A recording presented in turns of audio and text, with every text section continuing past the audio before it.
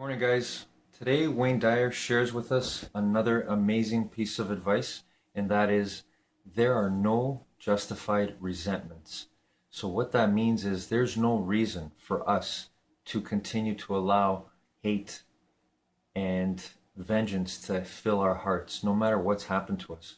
It's a very hard thing, a very hard practice to implement, but we have to work on it because there's no reason to justify why we should allow hatred towards any other human being, no matter what's happened to us. That is still a decision we make. It's a hard one to, sort of a hard, bitter medicine to swallow. But if we can accept that, we can change our life, and we can make sure that the resentment stops with us, that the negativity stops with us, no matter what's happened to us. It's very difficult, but if we can commit to that and understand there's no justification for our own resentment, we can free ourselves.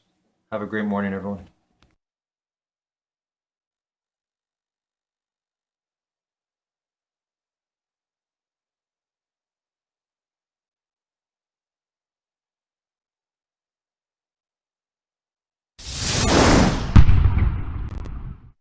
I think just generally the path to leadership should not be through, basically MBA business school situation. It's like it should be kind of work your way up, do useful things, and and there's a bit too much of somebody goes to a high-profile MBA school and then kind of parachutes in as the leader, but they don't actually know how things work. They could be good at, say, PowerPoint presentations or something like that, and they can present well, but they don't actually know how things work because they do not, they parachute in instead of like working their way out. They never went through an apprenticeship, for lack of a better word. They're kind of like just not aware of what's really needed for, to make great products.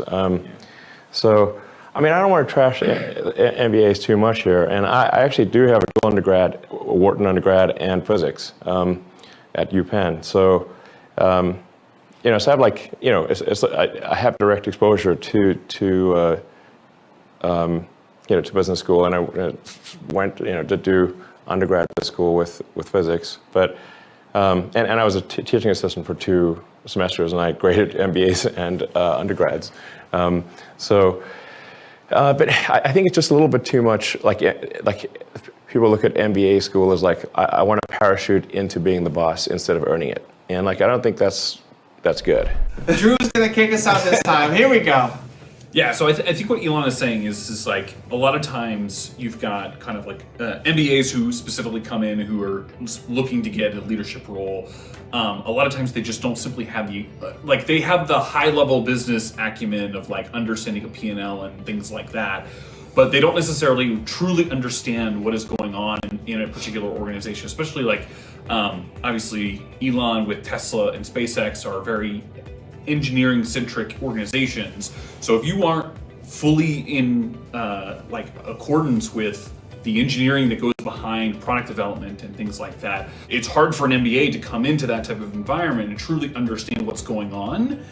And what Elon's saying is like, take the time to understand how the machine works and how things are actually designed and developed, and work your way up and demonstrate through the activities that you're doing that you're leadership capable, as opposed to feeling like you need to go out, get an MBA, and then parachute in to an organization to be the leader.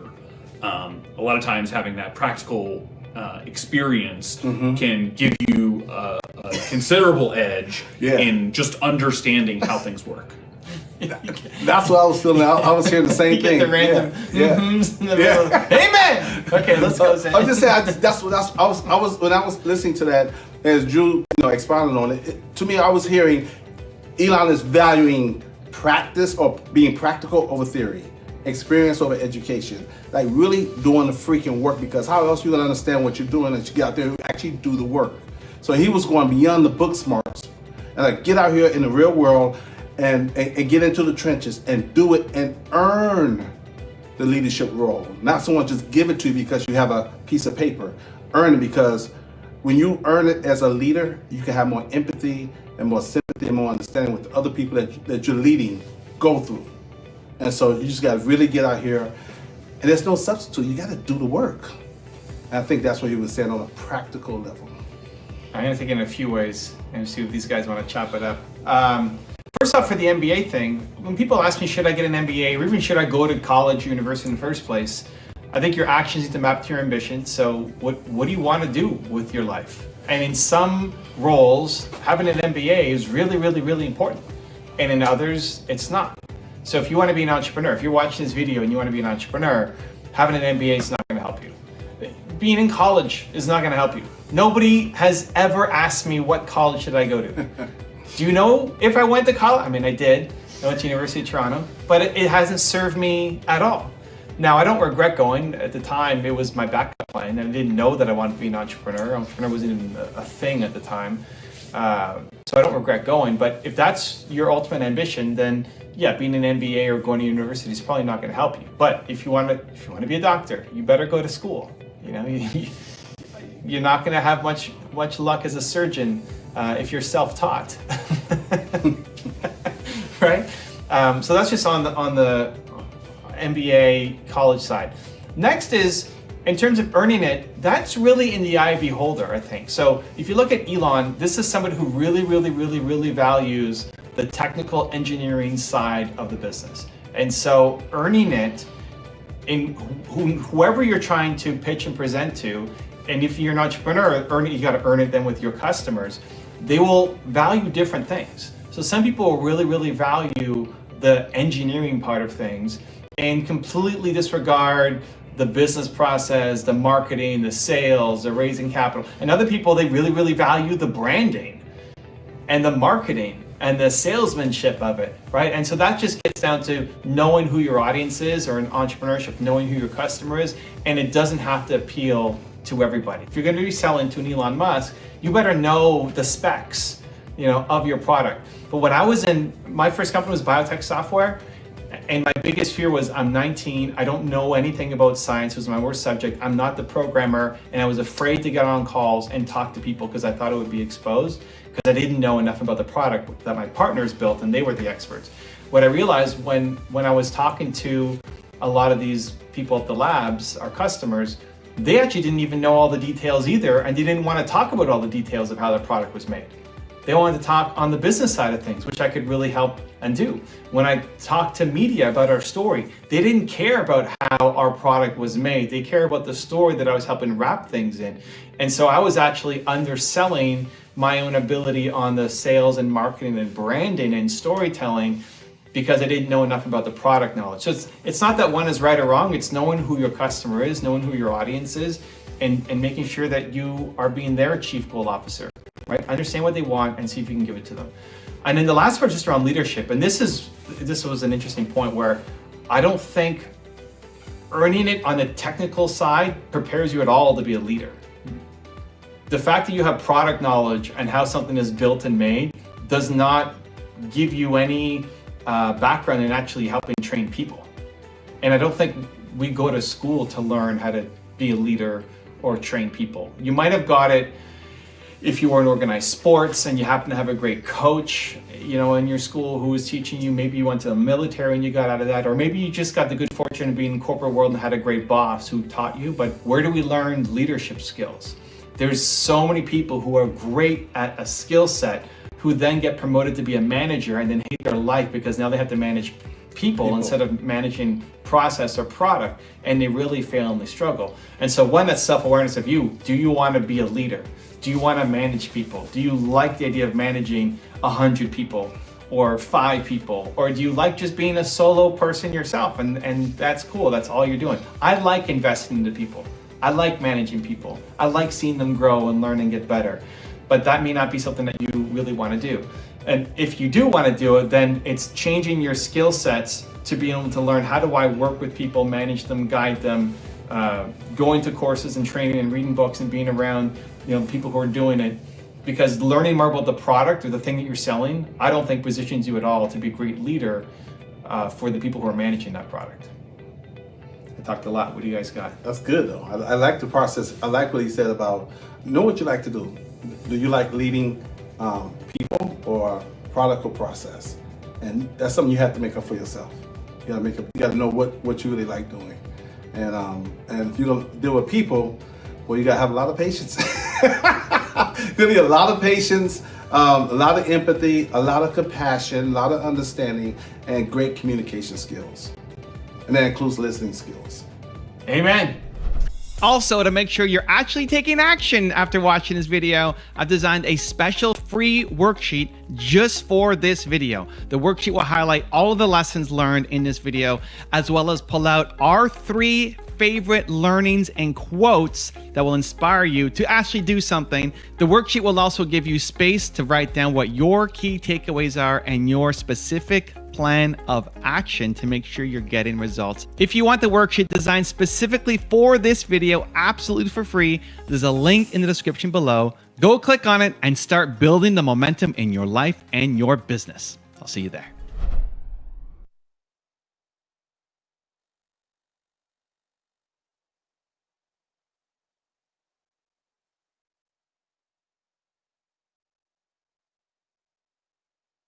Good afternoon, guys. We have to positively brainwash our minds. We have to make it our #1 priority to start our day that way. It's the one thing that has helped me so much, and it is one thing I'm trying to do is to add value in your life through spreading as much positive thought energy, because it's helped me. It's worked for me, and I hope that it can work for you. In fact, I know it will work for you. But it takes a lot of hard work, it takes a commitment, and it takes you winning the morning. You got to get up earlier. I know it's hard, but maybe you start little by little, and that's the time. That's the focus time where you start filling your mind with positive thought energy. We're going to be brainwashed anyway. Our minds are going to be filled and occupied by default by negative things. If we don't make an effort, that's what will happen. So it's up to you. You got to fight. You got to positively brainwash your mind. Have a great afternoon, everyone.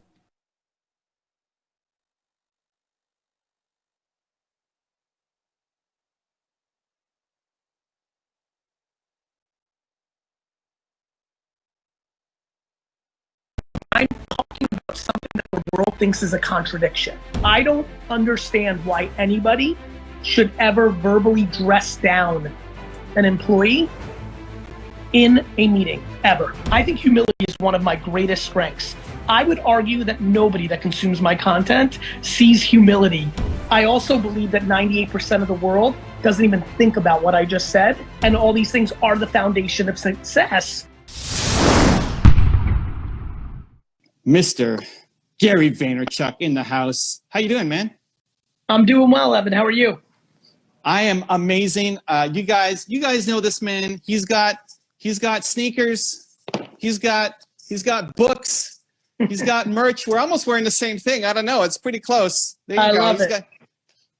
He's got wine. I drank all of mine. I was trying to find the wine, but we finished it, so we got to order a second round. And he's got a new book, 12 and a half. Dude, I'm so excited. Welcome aboard. Looking forward to chopping this up. Thank you, brother. I'm really happy to be with you. It's good to see you. I hope you're well. Yeah, I'm really excited about this book. I was telling D-Rock and Ragav and some of my crew, May, I was telling her, like, the other day, I was like, this is the first book that feels like Crush It since Crush It. And what I mean by that is, I think we all, thank you. I think we all know when we went further than our capacity. You know, when you like hold your breath 10 more seconds than you really believed you could underwater, or you just did an extra set in the weight room, or you just, you know, you emotionally parented better that day than what your consistent high level is. I feel as though what's unique about this book for me personally is I'm incredibly proud of all my books. They've all done extremely well. I mean, every day I get a DM or email about Jab Right Hook and how it helps somebody. The last book, Crushing It, was really a continuation of the book that I mentioned, but I knew when I wrote Crush It that it was my first album. You know, like when you have your first album, for a lot of artists, the reason they are one album players is you have your whole life to write it. You know, I had my whole life to write Crush It, and I wrote it at a time where it was very obvious to me that the world is changing and people can make money by doing what you like. What I wrote in Crush It that was became the biggest truth in our society, and I'm very proud of that. This book feels the same because much like when I wrote Crush It, and if you go read the early Amazon reviews, people are like, yeah, you're gonna make money being on YouTube. It's really funny to read and look back because it is 12 years ago and the world was different in 2009. I think what's really interesting about this is a book that was written and people are gonna read it and be like, I don't think the things that I believe make somebody an alpha business person and are the competitive advantages are accepted in our society today. I'll give you an example.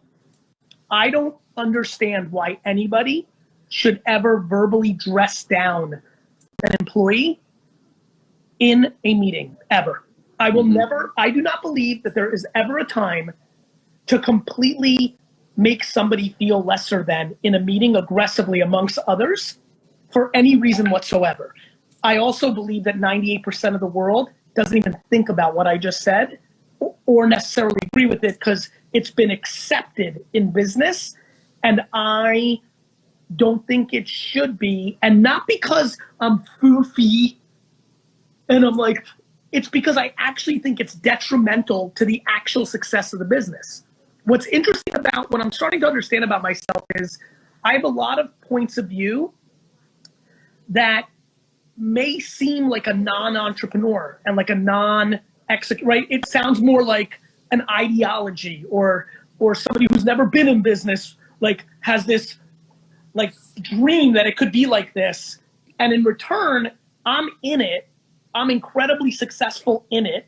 I have a lot of people that I've observed who are incredibly successful in it that subconsciously and consciously believe that that kindness and good behavior and all these things are the foundation of success.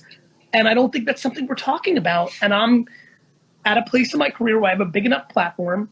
I have enough gray hairs now where I have clarity on this. And I wanted to write this book about traits, and I called it 12 and a half because one of the biggest ones, kind candor, is something that I've struggled with. Gary Vee, in content on an interview like this, definitely on stage, he's really great at candor.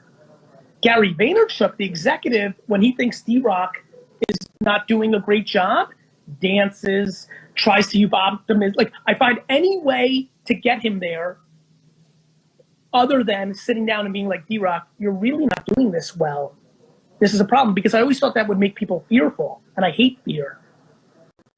And I was very vulnerable in this book of saying like, yo, this has been a real problem for me. It's a half for me. You guys might have halves on self-awareness or kindness, but I, after 20 years, took the subconscious because I always knew, but I couldn't get it here. And I have now, in the last 3 years of my career, blossomed even more aggressively last 2 years because I'm getting better at it. Oh, by the way, my kind candor is nowhere close to my kindness or my curiosity or my tenacity. And so it's a really, I'm really excited about this book. It feels very different for me. And once it gets into hands, I think it's going to be a moment similar to Crush It. But that moment, I was at a zero, kind of like from the world knowing me, and that became my bump. I'm not at zero now. And I think the thoughtfulness and the clarity on the nuances of my thinking that is sometimes lost in a single half clip on Instagram, or, that's what I'm excited about. I think it's going to help a lot of people. The book is called 12 and a half. We pinned the comment there. YouTube, check the description. We're going to link it up there. Dude, I was so excited. You low-key dropped it on somebody's podcast. Said you're working on a book on EQ. And I remember like running to my computer, sending you an email with like 1,000 exclamation marks to say, dude, we got to talk. I'm so excited. How can I help? How can I support? I bought 108 copies. Thank you. So I'm excited for them to be shipped. And here's why I'm so excited. You've been talking about EQ forever, since like early days, Gary Vee show. Yeah. Saying like, I hope they develop a test for EQ. Yes. Like, dig me out of the grave and like test my bones because I'm all-time great on EQ. Knowing that.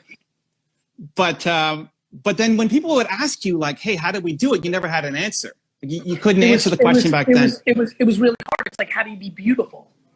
Right? Like, and there is plastic surgery and is that actually beautiful or not? As a guy who hates makeup, I don't love the modern way of what beauty is defined. But yeah, it's like, how do you be fast?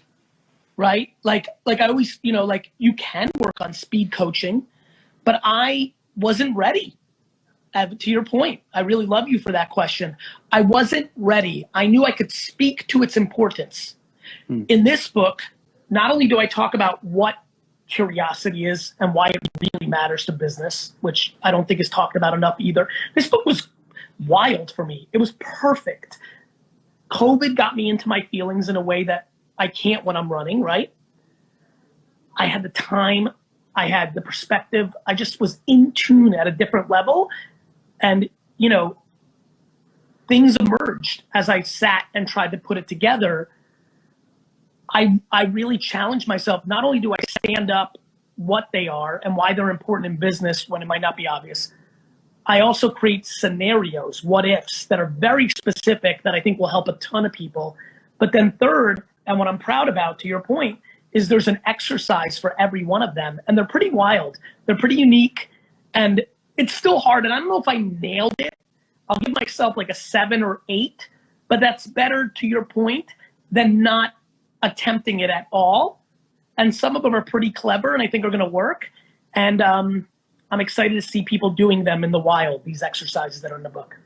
Yeah, I mean, I love how you've been over the years dropping some nuggets: kindness, compassion, empathy, kind candor, etc. And now it seems like they've all come together in this book, which is like, I'm so excited. We got to read this. We got to share this. Like, let's spread the word. I'm so pumped for you. What's even weirder is I started working on this book in my head, and I got to remember when were we filming it? November, right before, right? Good, so that this is right. What's even wilder about this book is that the NFT thing happened after I wrote the book. Yeah, that definitely happened. Okay, good. So we did the book before I realized what NFTs were and stood up VFriends, which is now my new vehicle to share these good things that I've always had in me. Gary Vee has been the vehicle of compassion and kindness and empathy and curiosity and humility and right? But Gary Vee, the vehicle, for example, I think humility is one of my greatest strengths. I would argue that nobody that consumes my content sees humility, because in my communication of my content, I'm pure conviction and passion, which feels the reverse of humility. The only people that see my humility, even if you looked at D-Rock shaking his head, he's not doing it now, but like, I know you are. That's why I tried to get you. Like, my inner world is actually fascinated by my humility and the fact that they know that nobody sees it. And how do you talk about humility? Like, hey guys, I'm humble. Like, there's no way to land it when you talk about yourself. But I'm completely convinced. For example, do you know why VFriends is a smash? Because I mix curiosity with humility. I was curious. I saw it. I'm so busy. My time is so valuable that it would have been very easy for me to say, I don't have the 100 hours to do this, to like really get there. But it was my humility that says, if I up, I up, but I got to see this, curiosity through. Most people, right? And you know this because your career has ascended, are like, am I going to really spend 150 hours on this that I don't have? And if it's a 0, I gave up all this other stuff, because people value transactional money too much and not lean into legacy, innovation, curiosity. So it's a really interesting thing that VFriends came along, because here's 12 and a half. And I'm like, ooh, I'm taking my emotional intelligence to the next level, like conversation. And now I have VFriends, which is 100% the transition of my career, from me being Hulk Hogan to me being Vince McMahon, from me being Mickey Mouse to me being Walt Disney. VFriends is going to create a scenario where I don't have to be the vessel anymore of these things that I believe in, which is great. Here's why. I don't land for everybody, Evan. I don't land. It's devastating to me that some people dislike me, let alone think that I'm not qualified or good.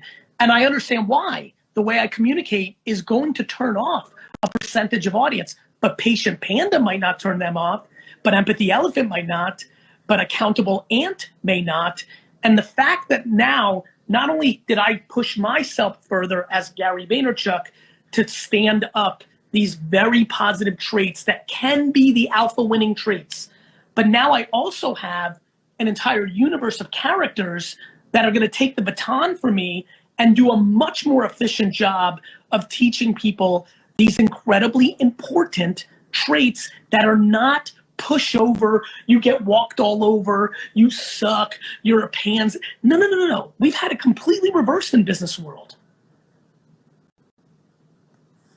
Well, shout out to VFriends. Jonathan Garcia, he's in my Discord and he's watching here too.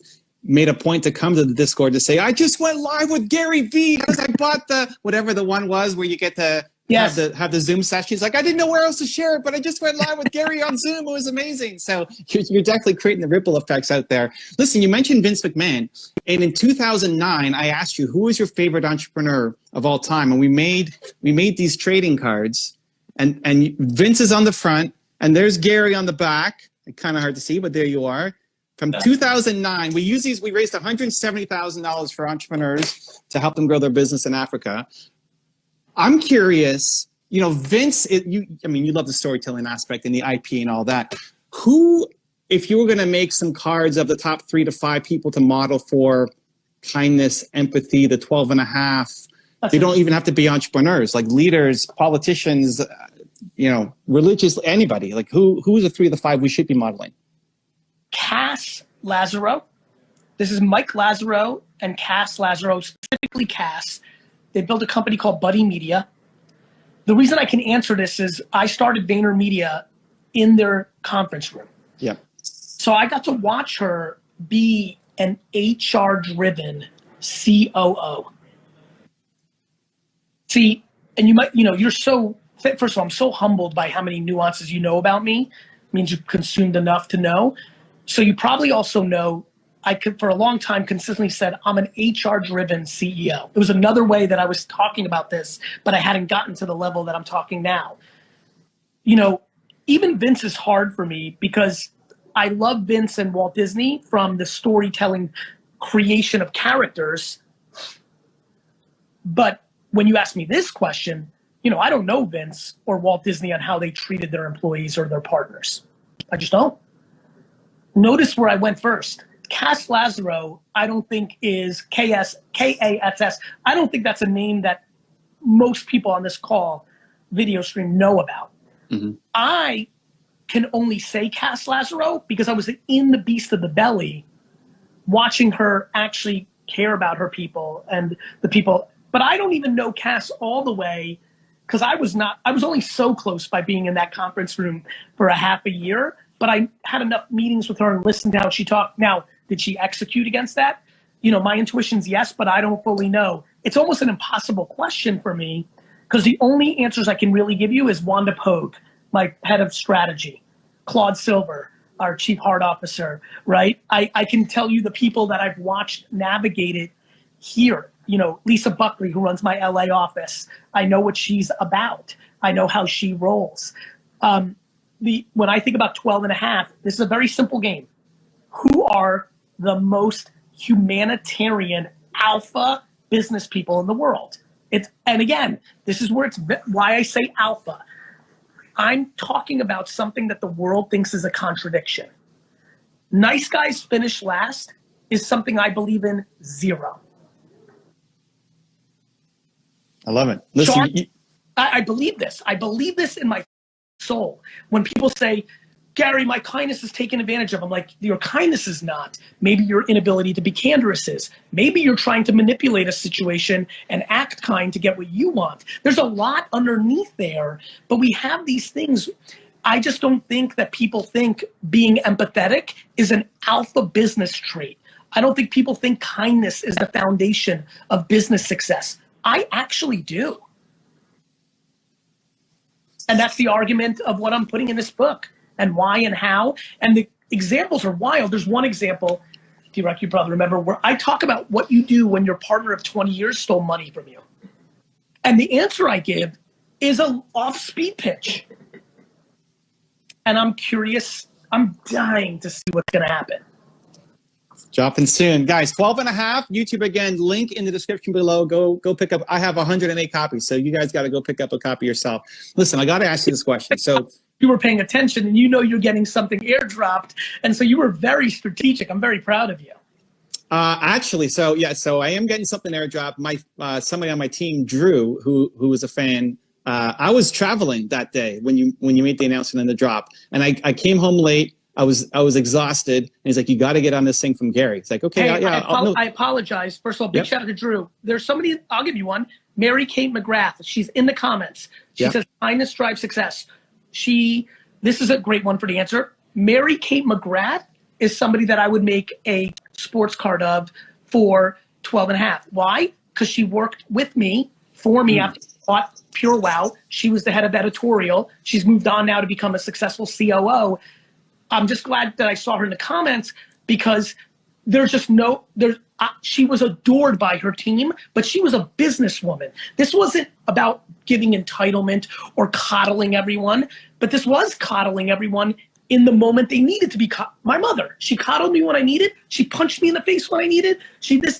There's that balance. And I think we think too black and white. It's kind of like the political system, right? We've gotten so extreme that it's either this or that when it's always a piece of both and everyone's so caught up. So I'm glad you were in here, Mary Kate, another person I could speak to. The 12.5 trading card, dude, you need help? We'll do it. The 12.5 Heroes trading card series to put some exposure and shine a light on the winners. I love it, dude.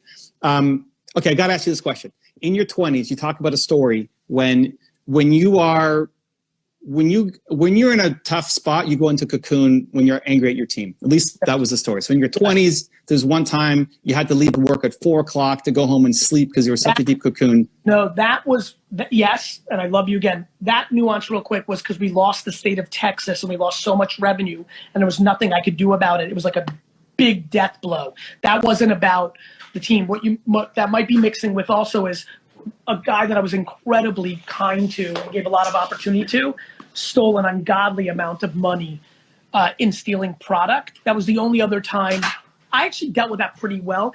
Back to 12.5, guy steals hundreds of thousands of dollars worth of wine. He shipped it to himself. He manipulated the pretty hardcore system we had and got it there. And my immediate reaction was, I hope that everything's okay with him. Hundreds and hundreds and hundreds of, my dad's immediate reaction is, I'm going to put him in jail for the rest of his life. I remember the meeting yesterday. My dad's like, jail, jail, jail. That's all he kept yelling, jail. I'm like, Dad. I'm like, we know this dude. He's been here for 7 years. This is a newer phenomenon. Look, here's the data. It's been 14 months and that hurts and it's been a lot of money, but maybe there's something wrong. So that's just for instance. So getting upset, if you're upset at something and you go into a cocoon, is that still something that happens? And if so, how do you deal with it? Because this is so selfish for me. I struggle with it too. When you're a leader, I think the number one line on a Bill of Rights of a leader is you must eliminate fear from your team. It's why Kind Candor really with me. When I had the realization 4 or 5 years ago, where it went from subconscious, because I always knew in the back, but you know how it's hazy and then sometimes it gets clear as when it got clear as that my inability to be candorous to people actually created fear in my companies because people didn't know if they would get fired out of nowhere. It was the lowest point of my professional career because I realized I had failed in my ambition to eliminate fear. The surface level and the majority of the energy of my companies was lack of fear because I would go into cocoon, I would put on my shoulders, but there was this underlining subculture of fear, normally by people who were underperforming because they felt that they were underperforming. They knew too, subconsciously or consciously. But that was a big deal for me. So just going back to this, the first thing I do when there's something scary is I block it. 99% of the time, I was built for it and now I have reps. I can take it, convert it, and lead. When it's extreme, I go into a cocoon. When COVID happened and the first week, tons of clients saying they're not paying. And the quick, 2 weeks later, my CFO says, we're not big enough or small enough to get any government help. I went into a 24-hour cocoon. I really thought. I walked in my parents' woods and thought and cocooned it because I don't want to project any negative fear I believe that there's so many managers and leaders who the second they get something negative, take it out on their team. They're a funnel for it. Back to why people undress people in meetings. Their client is making them scared, so they're yelling at their team because that leader's not a leader. They think those people work for them instead of they work for them. I believe I work for every person out there. And do you think the cocoon is a good strategy or something you're working at getting better and faster at? The cocoon is still awesome. Adding kind candor, once I analyzed on the other side, was the addition that I had to do. And really, the kind candor never came from a cocoon situation, AKA something very bad's happening, I'll block it and lead the troops. It was actually far less silly. It was a real vulnerability. It's kind of like, the elephant that gets a little hangnail and you're like, how's that elephant? Those cartoons in the 70s and 80s. I should have never well, listen, that's unfair. I grew up in a way, DNA-wise, parenting and circumstance and the way I naturally navigated that really demonized confrontation. And I've refined it now. Undressing somebody inappropriately in a room is very different than not being able to go to somebody in a separate meeting, sit down, and respectfully and kindly deliver critical feedback. But I viewed all critical feedback as negative because most of what I saw with critical feedback in my youth and around what I saw was delivered so poorly that I was unable to dissect the vessel delivering the feedback from the value of feedback.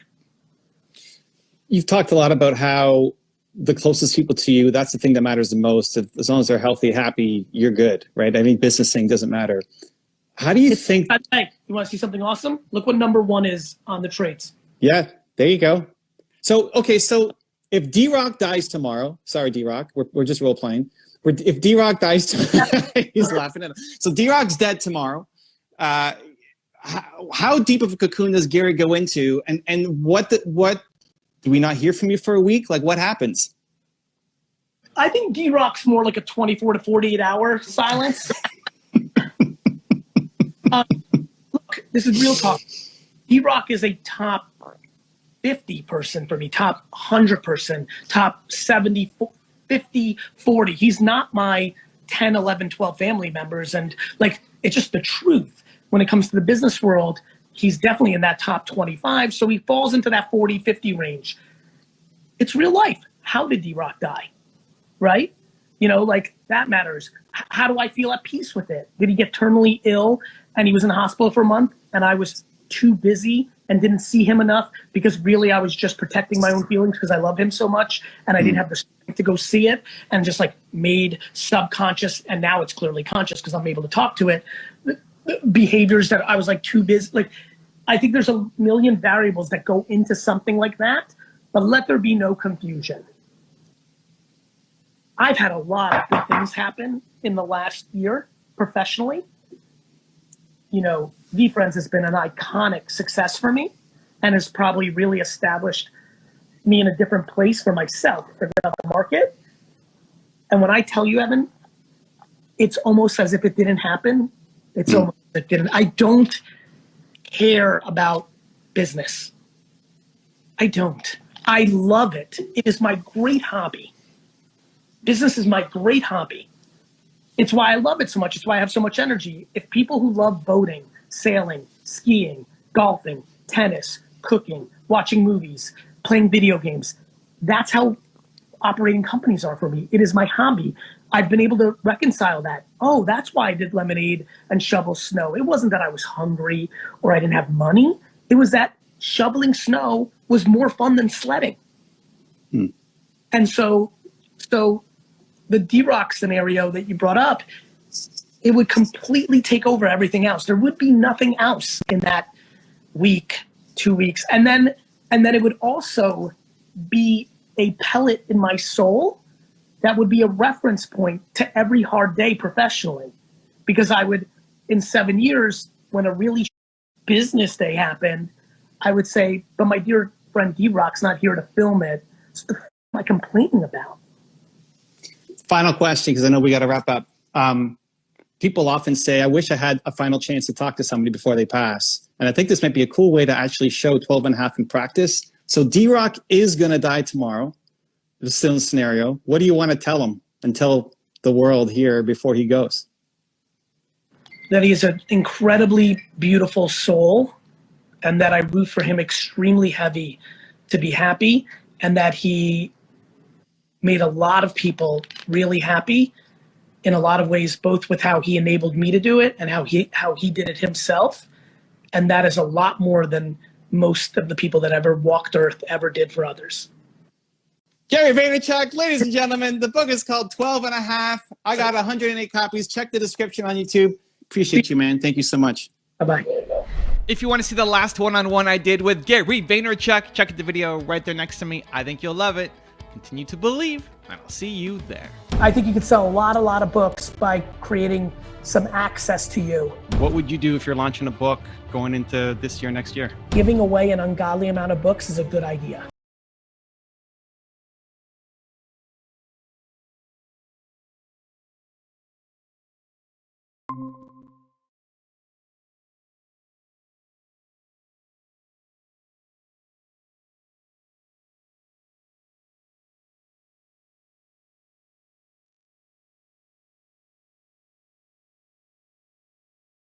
Good evening, guys. I want to share with you an amazing story of just how powerful we are and how much we underestimate the power of a decision in a moment. I don't know, you guys probably heard about it, maybe you didn't. Last week I shared a link actually on Facebook about a gentleman who had scaled the balconies of an apartment building to save a child that was dangling from, I don't know what it was, 4th or 5th floor, I don't recall exactly, but when asked afterwards how he did it, because it seems superhuman, and he just simply said that he saw the child there, he knew that that child needed help, and he just made a decision that that child wasn't going to die while he was there. And he went up those balconies from the outside of the building and climbed up. Incredible. A powerful, powerful story of just how amazing a decision can be if we lock into it with our full power of our mind. Have a great evening, everyone.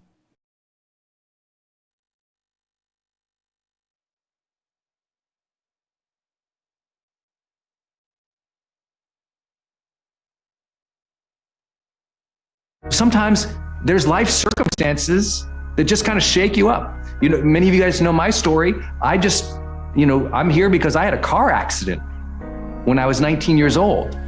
And it knocked some sense into my young man's head and said, hey, life can be incredible. You just don't know how to do it, kid. You're gonna have to learn to live. You're gonna have to learn to love. You're gonna have to learn to matter. And I had to learn how to do that. And even if you heard that story before, you probably never heard me say this part, which is because I speak all the time and I've shared that story literally thousands and thousands of times, I've had thousands and thousands of people come up to me after events. And one of the sad but tragic and real things that happens sometimes is people come up and they say, Brendan, I hear your car accident story and you changed your life. I had a car accident. My car accident was worse than yours. Or I had a car accident. It was the same as yours. Or I had a car accident and I should have had a realization, but they all say the same thing. I had this situation and it didn't change me. Why? People ask me that all the time in interviews. Why do you think that you had a car accident that changed your life, or you've had these brain injuries, or you've had these traumas, and you shifted from it, and other people have that same experience, or even more of a wake-up call, but they don't wake up? Why? Why is it some people have the same situation and it's a wake-up call to them, and it shifts them and changes, and it actually causes transformation? Sometimes called post-traumatic growth, And other people, same situation, nothing changes. Well, they've studied this in psychology, and they've found a lot of interesting things that you would say, of course. Well, for some people it mattered, it meant something. For some people, there was this going on in their life. For some people, they were in this age. Some people, they were, in this, this mental or emotional state or stage. And unfortunately, psychology usually is not in charge of long-term development, right? Most psychology studies are very short-term. And even the long-term ones aren't measuring for what makes the transformation. They're more conceptual and they're more survey driven. But here's what you would find if you actually coach people and you work with people over and over and over again. You know what you find? The difference maker isn't the event, how transformative or traumatic or even the meaning at the event.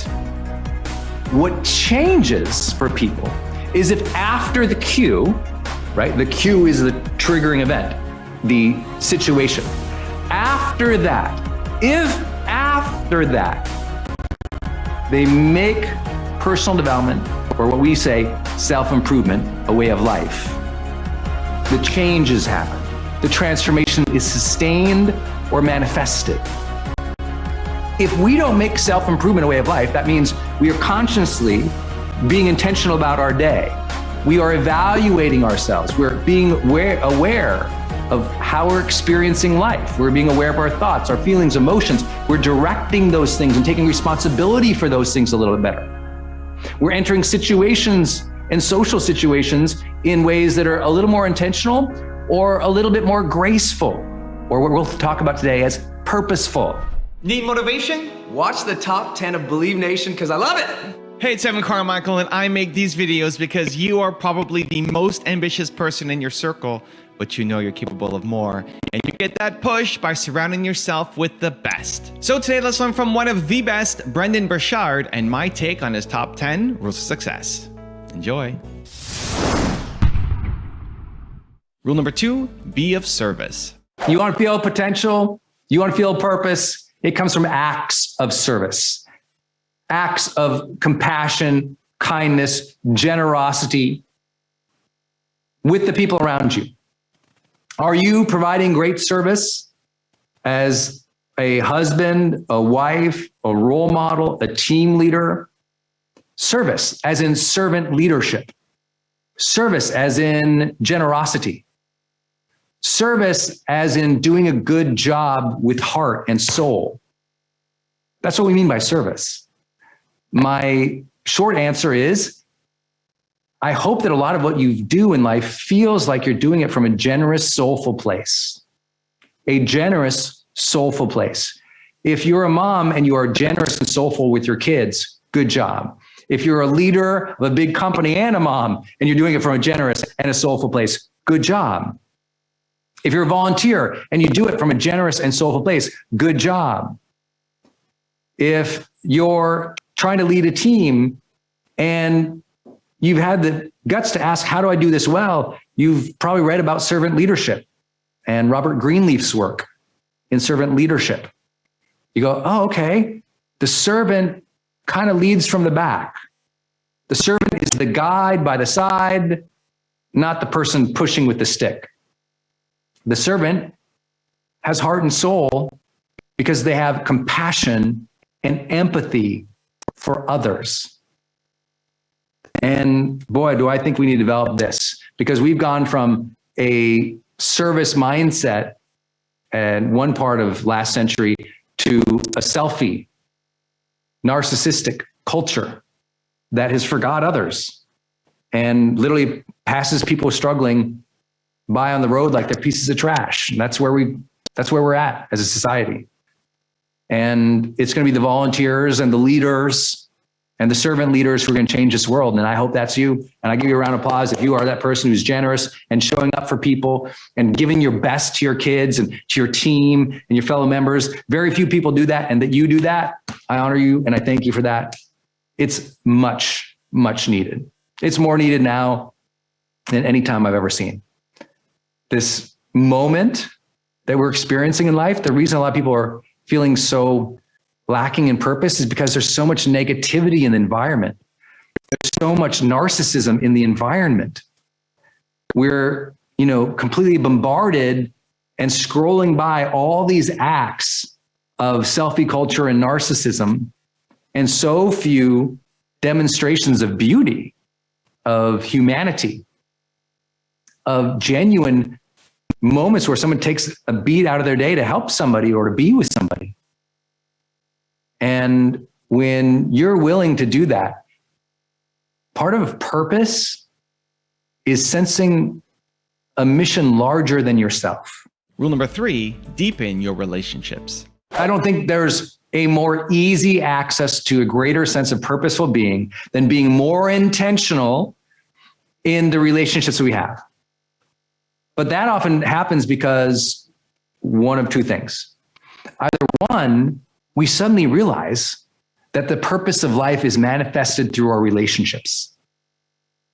The purpose of life is manifested through our relationships. You've heard all the Growth Day teachers talk about the research about how it's your relationships that actually leads to the highest levels of not only positive well-being, not only life satisfaction, but longevity.